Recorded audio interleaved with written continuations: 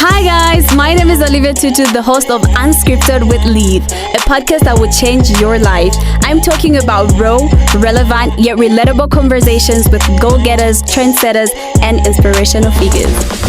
I'm back again with another episode of Unscripted with LIV. My name is Ep08, the host of this podcast. If you're new to the channel, thank you so much for tuning in. Don't forget to subscribe, like, share, and stay part of the family. And if you've been a consistent listener, thank you so much for coming back again. If you haven't subscribed yet, do subscribe and turn on that notification bell. Now, I'm super excited because finally I'm having a young person on the podcast, someone that I can relate with, but also learn so much from. My guest for today is Chanda Brian, who's the owner and CEO of Chanda Brian Innovation. Hi, Chanda. Hello, Tutu. How are you? I'm good. How are you? I'm all good. Wait, which one do you prefer, Chanda or Brian? Chanda. Or both? Chanda. Why Chanda? I feel it's different from the other brands. It's different, yeah? It stands out. Stands out. Yeah. Nice. Now, I want today's conversation to be a little bit different because I think for all the conversations I've heard you have or like the interviews you've had, it's always how did you start, where did you start from? And it just feels like we're all asking the same things over and over again. But I want us to sort of have a conversation into more of your personal life and also how you're able to function as a millionaire, if I can, and also a young person who's thriving in business. Yeah. I know for a fact that you started business at a very young age. And I think at your time, some of us were busy still asking for money from our parents, not knowing what we wanted to do with our lives. Yeah, true. So you get into business and you decide to do phones, accessories, clothes. Why that line of business? I feel it comes with, I love being innovative. That's one thing. That's how come you guys see me. It's like I'm emerging into this, into that day by day. Yeah. But I feel I started with clothes because I love fashion. So I had to work for a long time. I love fashion very much, like trust me. So I'd always be designing on the computer different brands, on mock-ups, on t-shirts and stuff like that. Yeah. And then I thought it was high time I put those ideas to life, and then I started rolling with it. Then of course, when you start something, people will hop on it, and then your demand becomes a bit less. So I keep becoming innovative. That's what pushed me to accessories. Of course, the phone printing thing, and then people hopped on it again. We moved on to clothing and fashion, and then we're still being innovative phones, and we're still growing like that. Yeah. I just love how quick you act. It's like 1 minute Chanda's doing this, the next minute you've switched, and then the minute other people are trying to catch up, you've moved on. Yeah. Like, what drives your innovation, or where do you get your inspiration to be as innovative as you are? I feel I keep learning. One thing I'm good at is knowing my clientele. So I do have that relation with my customers, and they won't guess the next move, but I'm able to guess the next move. Like, if I supply a certain product to have a time frame, like, okay, I can do this for 3 months and I have to move away from it because I've noticed when you start something, people will hop on it. Everybody. Yeah, so it's always like that. So on my end, I feel, trying out different things, and now I'm into food, going to transport, the time that waking up, when real estate. So I'm still growing day by day. Now, you started out with the t-shirts and all that. What inspired you to be your own brand? Because I think it's easier for people to tap into whatever you put on. Like, people want to know, where did you get it from? Can I have it? And stuff like that. What inspired you to be your own brand? Yeah, so I feel you as the owner of a business, you have a certain drive and you have that picture. And I feel mostly when I make myself the brand image, my customers relate easy with it. Like, we know how I joke around with them. People even think like, okay, this guy is unserious, but I'm always cracking jokes. Yeah. So I feel they relate better, and then they even get comfortable. Like, if you're buying something from someone and you meet the actual person, there's that, there's that connection, and then they feel like it's safe. And I feel it helps with my sales, honestly. I won't even lie. It's easier for me to reach different people. So it's easier for you to reach different people when you're the one who's the face of the brand as compared to like having I feel so. So I feel if you invest a lot in yourself, it reaches to a point where like you don't even have, people just see your name, they want to buy the item. That's why I've seen everything's under branch, and I feel people relate to it better than if I call it something else. But then the question now is, how do you build a legacy? Because if people are going to buy in because they want to feel a certain type of way, or because it's Chanda Brian, what happens if you leave the business? Because most of the times I think I've heard of stories where the business was thriving when the owner was existing, or when the owner was there, and then the minute the owner leaves, it's like the business just falls apart. Yeah, that's why I said like the owner of the business mostly carries the image, and I don't really blame those businesses that go down, because even myself sometimes when I travel out, you hear business are being slow. When you just come in, the business pops up, and that's one thing I've been working on. So what to do is you teach certain people like how to run different things, and they keep learning, you know. And I feel if you brand yourself to a certain point, like even if you die, you pass on, you travel out, the business still move. Look at the big brands like Gucci, Tom Ford, Louis Vuitton, and stuff like that. They're still alive, but the owners are dead. So I feel when you brand yourself to a certain point, like customers will always want your product. I feel it's possible. Yeah. Now let's talk about the discounts. Okay. The discounts and the promotions. Oh my God. Everyone fails to believe that. It's like, I don't know. Do you just wake up and say, "Oh, we're doing a discount because somebody made a meme of me"? It's promotions or, every day. You know, like it's a holiday, so I don't know. Like, are you Santa Claus? Like, how do you? Okay, one thing I've noticed about our country is people buy things that are affordable. Luxury is not really into it because money is quite hard to get, and that's one thing I've understood. And me myself, I've come from like down there, and it's always hard. Like, trust me, it's always hard to get that Jordan sticker when you pass in the other stores and you just see those crazy prices. So I feel I relate to that mostly. So I try my best to provide affordable goods to my customers, and mostly what I actually do are loss leaders, you know. So I select certain products which I'll sell. Loss leaders. No, wait, slow down. You know, explain to us, because there's probably someone who's doing business and they feel like they should also do the promos and the discounts. Okay, so loss leaders, it's something like I select certain products that, of course, I might sell at the order price or at a lower price than I ordered, which is a loss to me. So in exchange for that, the customer will be captured by that offer and will come into my shop to buy that product. But of course, we're all human. We get attracted to different things. So as you touch that product, you want to check, okay, these guys are affordable. What other things do they have?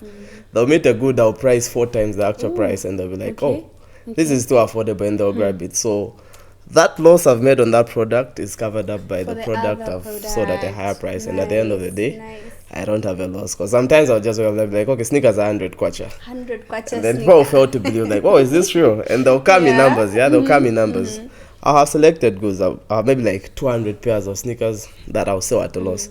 And then I'll have like 1,000 plus sneakers that will be overpriced or just the normal price. And it happens mostly. They'll end up buying, they'll buy some of the ones on sale, and they'll buy the others at a higher price, and I'll balance my profits. Profit is being made at the end of the day. Yeah, that's the most important thing. Before we got on set, you told me you don't read much. Yeah, right? I was reading much, but each time now it's crazy for me. Because my question then is, how do you manage to learn so much about business and navigate your way? Because you're young, right? One would argue to say it's easier when you're a little bit older because you've had different experiences, you've worked in different places. But you, for a start, you probably haven't worked for anyone except for the uncle that you once volunteered for. Yeah. And ever since then, it's just been your business. How then do you pick up lessons and apply them? Okay, so for me, as I said, if you're a young person, you should never be scared to try. We're still young. We have a lot of time to explore. Losses will happen, profits will happen. So whatever you go through, you learn. So, and about reading, you have to read different books here and there. But then there'll be a time where you get busy. So as at now, for me, I just go people are doing better than me. Or even people are not doing better than me, but they have the knowledge, just like a normal conversation. At least it will be short. 3, 4, 5 minutes, you pick some sense, try to apply it. If it fails, of course, we're still young, you explore the next. We have age to our advantage. So I feel I learn from people a lot. And even my customers who come in the store, I'm actually studying their patterns, what they love and stuff like that. So it keeps me adapting day by day. So I love exploring, in short. I love trying new things, of course, and taking the risk, Nice. Yeah. Now, you recently expanded your business outside Lusaka. How is that experience and how is it going? It's going great. Of course, Lusaka remains the best-selling store. But the whole point of opening stores in other other, what do you call them, provinces, districts, is mostly for awareness, like brand awareness, because you know, imagine you always see it on Facebook and you're this person from Solwezi, and then you are in the streets and then you see branch and innovation, so I'll capture you as my client there. So I mostly don't really do it for profits, but just for brand awareness. My other stores are performing well, and Copper Belt has been improving day by day. And then so mostly the other stores offset my expenses and stuff like that, and then my main stores help me to expand, reinvest, and then you know, do everything up. Nice. Yeah. Now, so what's the vision like for Chanda Brian in the next 5 years? It's quite Chanda huge. Brian Innovation. It's quite huge. So my main vision has always been like, you know, expanding, being innovative, and so we've expanded from clothes, we've gone all the way to accessories, we've gone all the way into shoes, we've gone all the way into ladies' clothing. We're now into food, and we have another project, should be next month, we're going into transport. So we'll be doing deliveries for people, you know, Uber and everything else. Nice. We've gone into software development. Come on now. So it's a whole lot. So like if you want to make like good money, you really have to be innovative, you know. Yeah. So I see branch and the innovations in the next 5 years. We should touch $1 million. That's my target. It's actually like in 2 years. Like I really have to. I really have to be there. You know. Nice. Yeah. Now, of course, while you're tuned into Unscripted with Liv, make sure you're sipping on some good cup of coffee, tea, water, juice, or whatever beverage best suits your needs. And don't forget to subscribe to the channel and turn on that notification bell for you to be notified every single day an episode has been released. Now, let's speak about mental health.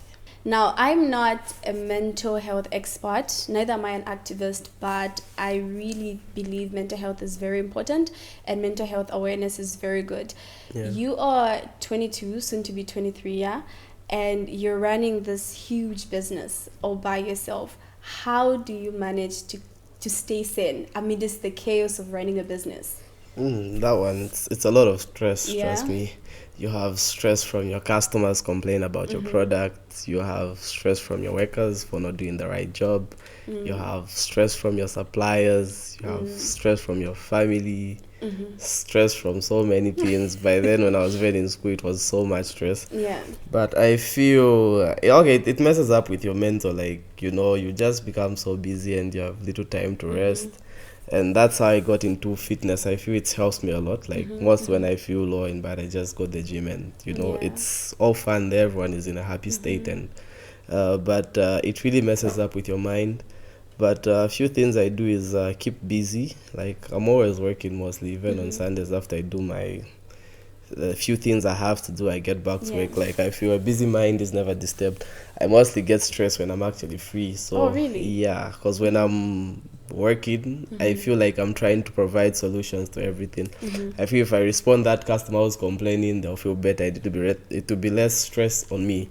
Imagine a customer goes, they've complained, and then you'll be like, okay, why didn't I help that customer out? So I feel if I sort out a certain problem, it's some stress relief for me, but otherwise it's a lot of mental stress.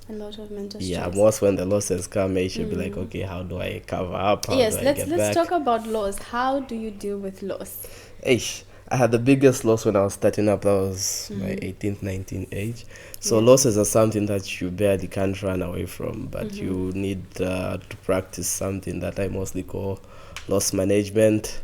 So for me, each time since that happened, I always have a backup solution. Like each time I order a product, I'll have cheaper products that I'll order that will back me up in case anything happens. Otherwise, losses do happen a lot. If I even say that should have been less than 2 months ago, I was scammed like 100,000, and then I was just like, here we go again. We're back at it. Here we go again, over 100,000. Yeah, I got some pairs of sneakers, the same supplier I've had, and they just didn't send the parcels through. Whoa. And then I feel it's a normal thing. And you went on and did your promos still, despite the loss. I have to. Really have to cover up. Like, trust me, recently I had thefts. I lost some phones again, valued close to 30,000-40,000. Yeah. And then you just move on. If it gets to your head, you fail to like progress, you know. So I'm one person, like if a loss comes, I'll just be like, okay, here we are again. So that's why I said you need experience for you to be like, and the larger the profits, so it's easily covered up, honestly. But otherwise, yeah, it's a win-win. It's always a gamble. Make it here, you fail to make it here.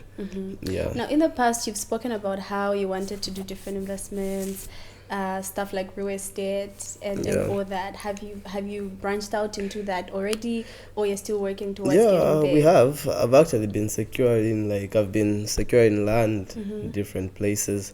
Of course, there's a few things that I give the public eye and stuff like that, but on the business part, we managed to secure something at the university. We have some land there, and we're putting up some boarding houses. Hopefully, maybe in a year or two, that will be done. And I feel I have to pitch into those investments here and there because, as they say, they help on the long run. But I feel the return on profits are very bad. I feel real estate is for the older people. Those people who are looking for security. They don't know how to expand their money. For us young ones, I feel let's keep exploring the money. Spend it other things. Make more money. Spending it on the business, right? Yeah. Not on yourself. Trust me. Not on yourself. Right. Now, so you've spoken about real estate being for older people, right? But then there's also other safer investment vehicles like government bonds, stocks. Okay, for me, have you explored those? For me, as I said, that's security for people who really can't. I feel. It's not like to disrespect the older people, but I feel, when you get old, you get less active and you just have so much stagnant cash. For me, there's no way I'll lock up a 400,000 in a government bond to gain. I don't know if it's 200,000 after such a period of time. For me, I'm a person who risk that 400,000 to a certain investment, make my profits in a month. I have at least the 200,000 back, reinvest it, by the time a year is done. So I feel for young people, let's be innovative and believe into our ideas. Let's do business, Let's invest in our ideas. Let's invest in our craft. Rather than, because I've seen so many young people, a lot of people actually text me, can we invest in your business? Then I mostly avoid that because I prefer someone being creative, and I've seen many investment schemes that have been going on, and so many people have been scammed. Just lack of creativity. I mean, come on, you have that 8,000. Why would you give another business that will tell you to give you 16,000 in 2 months when you can do it? At least you're better off losing it for trying than they scam you off and you don't get anything back, and you gain experience too. So, but what if? Because for one, I think my tolerance for risk is very low. Mine is very high. I don't think. Imagine having 100,000 and losing it because I tried. It happens. I'm better off putting it in government bonds and maybe getting 10-20%. Interest at the end of the day. So, what would you tell that one person who thinks it's like, I'm just gonna do the safer way of investing? Like, I'm just gonna get bonds, stocks, and. I feel Sell us the idea of starting business. I feel you need to be innovative. You need to trust yourself the most. Like, you need to believe, if I put money in this project, it has to. If it fails, keep that in mind. If it fails, what are you going to do? Because it happens. I've seen people who had money, they'll just lose it because it was a wrong investment, and that happens. So at least have that, need to back up. But for me, it was like, honestly, I just risk it all. I'll make money in a month. I'll put it all back in my business just like that. I'll survive with a 3,000, 4,000, 5,000. The month proceeds, After all, life is a gamble. Yeah, life is a gamble. Anyway. Now, do you believe in mentorship?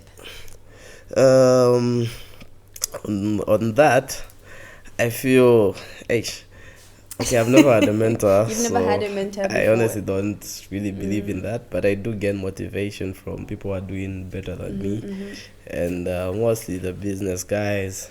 So I feel I just need the right drive around me and the right friends, Yeah, so I invest more in friends who are doing better than me. Like, if you are my friend, obviously you need to have some good money, and then I'd also have those friends, not really like I respect money. To be my friend, at least need to have the knowledge. I have to learn from you, even if you don't have as much as I am. I have, but then again, I love friends who like risk it. They'll be like, okay guys, there's this project, let's put in this amount of money. We lose it, we make it, and it's always better like that. So you don't have mentors per se, but you've managed to invest in the right right network. Network and friends. Do you have people who come to you and say, hey, Chanda Brian, I see what you're doing, can you mentor me? I do have what do you say? I failed. I don't even like, because I honestly don't even know what to do. Like, you select me, you be asking me. Doing it. I'm just telling you, put your money in this, But I feel a mentorship, someone will guide you, tell you what to have to invest in. Yeah. And for me, I'm a risk taker, so I feel it's a bit different, Different. Yeah, but I would love to in future to guide the person. To guide people. Someone get up there, Yeah. So for you, it's about you make the money, you invest it, you spend it. Yeah. So, because I get many questions from many young people. They'll be like, is it true? Are you able to make $1 million? Are you really a millionaire? I think my assets and stocks, but me in my accountation, bro. I won't be lie to you. He's Chanda Brian, the broke guy. Yeah, but yeah, okay. I always prefer my money in stocks because anything can happen and you can lose it all. Look at how let's talk. Imagine you had USD and then with these gains of the kwacha, so you're losing out on value. Imagine those days when you had the kwacha, the dollar is appreciating, you're losing out on value. So I'm never a fan of keeping liquid cash, but obviously, of course, my stock levels are insane, and then that's where the real money is, even my assets. Yeah, even my car is almost $500,000. So of course. Never mind. Now, do you ever wake up and look at yourself and go whoa, because you come from a humble background, you've spoken about your struggles as a kid, you've spoken about your struggles growing up, and now where you are at, you are comfortable, right? You can get at least 90% of the things you would want whenever you want them. Do you ever sit back and say, whoa, this is really my life? This is really happening. I am Chanda Brian.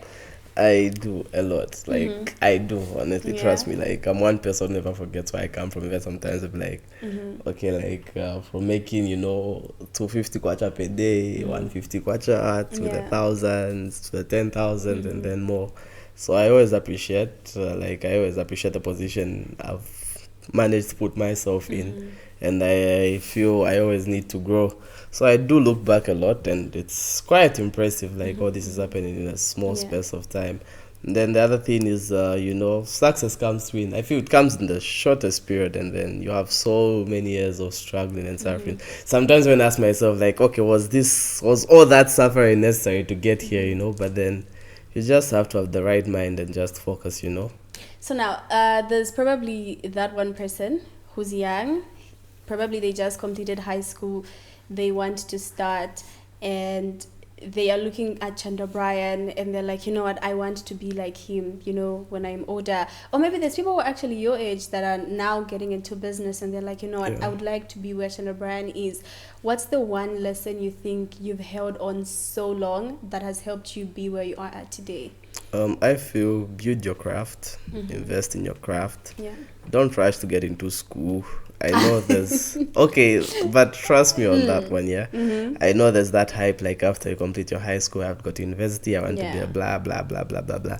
But trust me, all that, I was moved by such. Trust me, all my friends went to university. I was in the streets, and then I've seen them graduate, and then where they are and where I'm at, there's a huge difference. So I feel for a young person out there, invest in your crafts, and then keep reinvesting, keep learning, have that experience. If you're able to jiggle school and business, even better. Not like I'm advising everyone to do business. We are blessed differently, but if you have the zeal and the will to do business, I feel you have to invest in your craft more and do a course that you relate to and learn from. Yeah. Now, you have been public with your relationships. Okay, there we go. Why that eye though? Never mind. Okay, we can proceed. Yeah, you've been public with your relationships, even your travels, and we feel like we know you, but lately it's been a little bit secretive. Yeah. What's happening there? Nothing's happening. I just feel it's that time in my life that not everything has to be out there, because sometimes when I travel, it's not everything I actually put out there, because way back I feel I didn't have this much huge audience, and compared to now I feel there are too many people around, so I feel you just show them what they have to know and play so many games on their minds, confuse them as much as you can, But would you say that sort of helped you get the popularity that then helped your brand? Yeah, brand it really awareness? did. Trust me, it really did. And I feel I'll get back to it, but I'm just trying to build myself in certain areas, like, personal growth, and then just branding myself to trying to rebrand and build the proper image, Would you advise someone to do what you did? Like, go a little bit public. No. Like, like, I'm going to show you everything up until I get to a certain level, and then I'm going to close that. Don't really show everything. It will mess up your mental. It's good to be a public figure, but then it just becomes so stressful. You don't have your free time. You can't do certain things. Like, honestly, for me, I'm not even a person who likes, to be treated with that respect. When you see me for many events, I'll be mingling with the ordinary guys. Yeah. I feel it's a better environment rather than being put with the public guys where everyone just thinks, okay, they're big, everyone thinks they've got money, and I'm not about that. I'm like, okay, I want to know what you're doing down there as well. Let me learn one or two things. Let me also tell you one or two things that you have to do to get on top, So there's that balance. That's how come even find most of my customers, we do relate. Like, I would have a sale. I would be even the one helping them choose that boy something like the tikwacha and stuff like that. So I feel there's that relation. So I feel it's better like that. Nice. Yeah. So don't go public with your No, you can. I mean, you can. Depending on what you want, you right? Can, but depending on what you want. It'll stress you. Trust me, it will stress you. You mentioned something to do with you not wanting people to invest into your craft. You told them to start their own thing and stuff like that, right? Do you, though, like, invest in other people's craft? Have you ever invested in anyone's business or, Yeah, on brilliant ideas that I feel I can partner up with and that will be profitable on my end. Of course, that's the first thing you need to know. If you're trying to invest in someone's craft, how much profit are we making? Exactly. If I give you this amount of money, what's my risk? Are we going to get the money back? Is it innovative? Is it a short-term thing and stuff like that? And I feel I've been doing that, and I've been trying to work on something where maybe we can invest in maybe 10 young businesses. Maybe we can put in a 20,000. Of course, we're splitting the profits 50-50. I'm just putting in the money, and then I help you run the business, give you the visibility out there, and then, as long as the idea is brilliant. So I feel it's important to invest in other people's craft, but honestly, on my end, I prefer doing it my way. I've had no investor from the time I started my business. I've had different approaches from different brands to invest in my craft, and then I just say no. I feel it's still growing, and you need to build your brand to that point where different people approach you now, like, can they do this with you? And then you need to know your ground too. Let them not tell you if they give you 3 million kwacha, you'd be like, ish, this is a lot of money. You need to know how to handle small money before you can get to the big money. When you get the big money, it'll be easy for you to manage and balance it up. Imagine you've never had 100,000 and then you get an investment for 500,000. I mean, you'll mess up, and when you mess up with investment, there's nothing. No boss business started up, settle, and that's it. It's been crazy. That's mad. Yeah. You've never had a mentor, but you've had friends. This is probably my last question, and we're done. So you've never had a mentor. You've only had friends, and probably maybe family has come in, right? Yeah. How then did you learn how to manage your money, to separate your personal money from the business money? Like, this is money for the business, do not touch, and this is money I can spend and have a good time with. Yeah, that's why I keep saying you need to have certain mistakes in your life for you to learn how you manage your next step. Yeah. And I was a baller way back. I still remember that. Like, I remember too. I was spending not even on my clothes. I just make sure I have the latest brands number permanent from my golf shit, and it's easy like that. At least. So I feel you reach a certain point, so you have to spend, as I said, you have to spend that money for you to learn how you get it back. So and I was at that point, like I was spending money. I always ask myself, like, okay, if I didn't buy that first car when I was like 19, then again I bought another car at the same age when I was 19. If I didn't do that and invested that money, where will I be? And that's what made me hold on. Yes, I would have afforded a Mercedes way back, but I held on. Like, if I buy this thing, I don't even have to feel a pinch, like it would be nothing affecting my revenue. So I feel you have to wait for that point. But of course, you have to spend to learn. You have to make that loss. You have to spend on clothes. Live the good life. Drink the alcohol if you can. No, you afford it, but you learn from it eventually. Because I remember there's a point where I got carried away.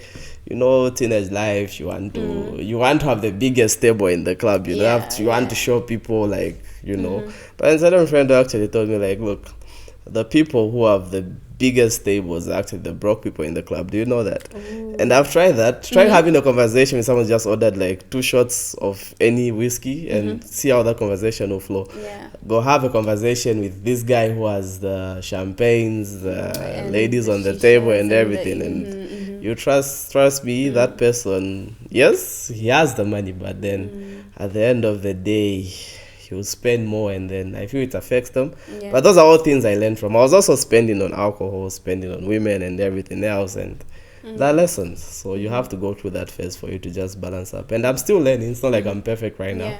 The places I have to work on as well for my personal development. And then one thing I've learned is don't spend too much on your personal looks. You don't have to please anyone. I know. Self-care. Self-care. Let me do the massage, the nails, the lashes. Self-care. Quite a 20 spin. It's understandable, but then there's us.